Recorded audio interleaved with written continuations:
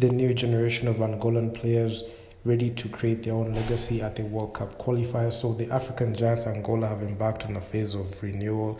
And during the FIBA Basketball World Cup 2023 qualifiers, a new generation of players have emerged.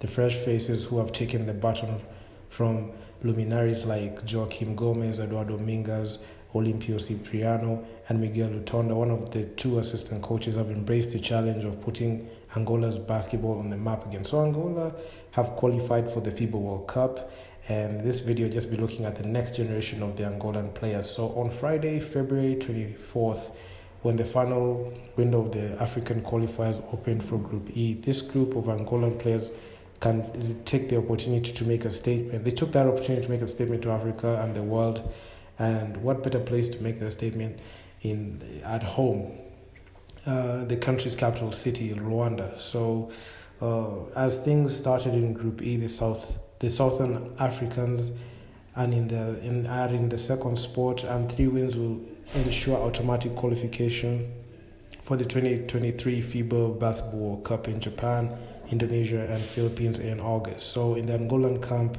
there's an air of confidence among the players and a desire to do the country proud when the games tip off at the Pavilhão Multiusos do Quimbala. So this window happened in their home turf. So this is such a great feeling for them to be able to qualify, and given the fact that venue was in their home, their backyard. So yeah, so we feel great because this is a great feeling for us, and we want to show that we belong here as well. We are going to give everything we have to qualify for the World Cup, say 21-year-old Dimitri Makonda. So the Angolans will rely on their six man, their fans, to rally them to qualification for the Asian showpiece. So forward Antonio Monteiro, who plays for Sporting CP in Portugal, stressed the importance of fans being present in the arena. It's going to be amazing playing in front of our fans.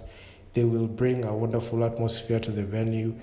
We want to win the remaining games for them, say 33-year-old Monteiro. So Petro de Luanda's Teotoino do acknowledge that the team is rebuilding and trying to make their mark. So of course there will be added pressure on trying to try to emulate a legendary generation. So to be honest, there is no pressure. Those names did a lot of work for African basketball. We have the opportunity to talk to them, watch them play, and play with them. Now we have apply what you've learned for them. So the 20-year-old. So do reflect on Angola's rebuilding phase. So he also was quoting a saying. Doe was called it a saying. It's tough because there are always new players. We need time to work together and better. It's part of basketball, but we have handled the process well. So the 6'9" forward was confident about Angola's chances of qualifying for their 6th straight World Cup. This is the 6th straight time that these guys are, going at it. So it goes to show you quality basketball is exhibited on the Angolan side. I always say we have a chance of making it to the World Cup. We should treat this moment like it's our last opportunity.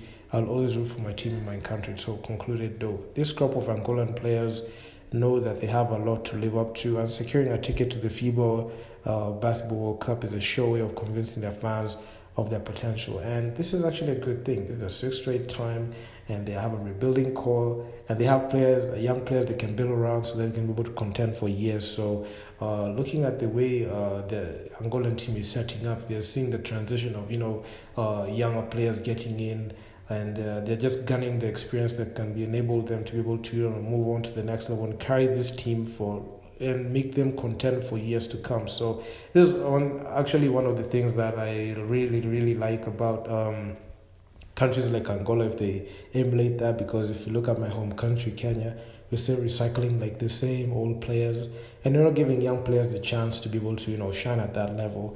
And if you pass on the baton to the young players, they can be able to they have fresh feet, they can be able to do that, they can be able to contend, then they can be able to compete at that level. And if they're used to competing at a young age at that level, it'll be easy for them to be able to continue to advance. So this is one thing that I've seen in African nations. I feel they should be encouraged to do so, because as time progresses, when you're recycling like the same old players, they get beat by younger players because they don't have the agility and footwork that these younger players have. They have a lot of stamina, energy, resilience, as opposed to older players who are kind of slow, experienced, but they don't move as quick. So you can see Angola, they're looking at the young players and they're making sure that they put them in positions to win so they can be able to contend through the years. So that's what I got for you guys. I mean, the next generation of Angolan players is just, motivating, and I feel like they'll be here